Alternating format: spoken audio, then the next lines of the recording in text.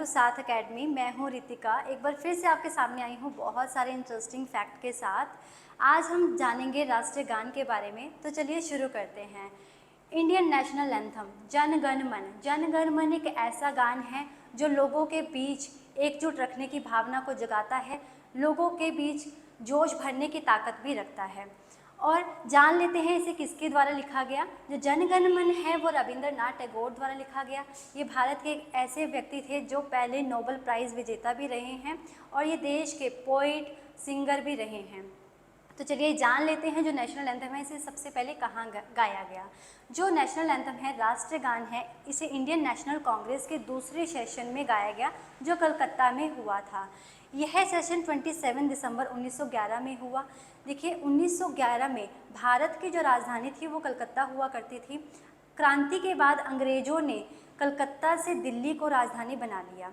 यह गीत, यह गान का उद्देश्य सिर्फ यही था कि लोगों के बीच में स्वाधीनता की भावना को जगाया जा सके और यह गान देश के इतिहास को भी दर्शाता है। चलिए आगे इसके बारे में कुछ और जानकारी ले लेते हैं।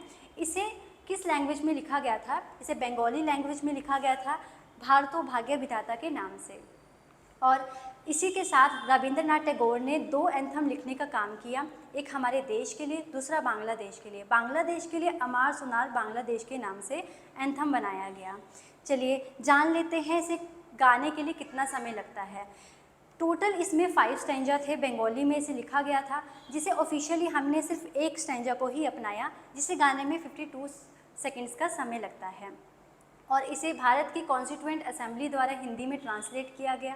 जब भारत का संविधान बनाया जा रहा था तो उस वक्त जो असेंबली थी उन्होंने इसे हिंदी में ट्रांसलेट किया।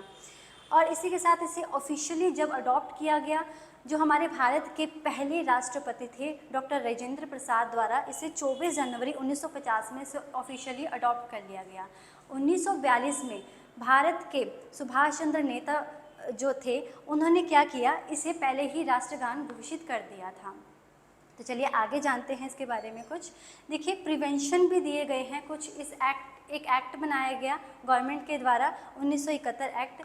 इसमें यह बताया गया है कि जो भारत का संविधान है पार्ट 4A 51A में कि हर प्रत्येक व्यक्ति की यह ड्यूटी है, यह कर्तव्य है कि वह भारत के प्रत्येक चिन्ह या सिंबल या फ्लैग और एंथम की मान सम्मान करेगा, उसे रिस्पेक्ट करेगा, ऑनर करेगा। अगर वो ऐसा नहीं करता है तो उसके अगेंस्ट एक्शन लिया जाएगा।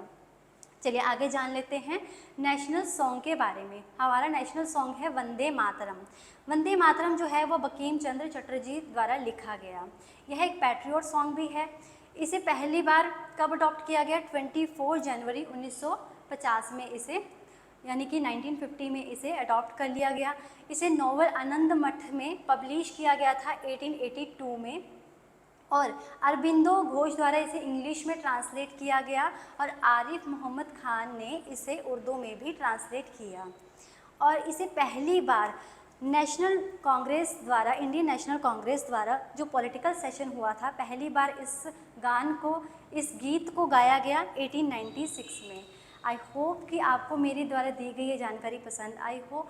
और इसी के साथ अगर आप हमारे साथ टेलीग्राम ग्रुप के साथ जुड़ना चाहते हैं तो जो डिस्क्रिप्शन में इसका लिंक दे दिया जाएगा और जिसमें आपको डेली की क्विज़ मिलेंगे, एग्ज़ाम अपडेट्स मिलती रहेंगी, जनरल नॉलेज के क्वेश्चंस रहेंगे। अगर आप स्टडी मटेरियल परचेज़ करना चाहते हैं तो वो भी कर सकते हैं। अगर आप सैनिक स्कूल या फिर राष्ट्रीय मिलिट्री स्कूल की प्रिपरेशन कर रहे हैं तो आप हमें इस नंबर पर कॉन्टैक्ट भी कर सकते हैं। अगर आप चैनल पर नए हैं, आपने चैनल को सब्सक्राइब नहीं किया है तो चैनल को सब्सक्राइब करें और वीडियो को ज़्यादा से ज़्यादा शेयर करें और वीडियो को लाइक करें। धन्यवाद।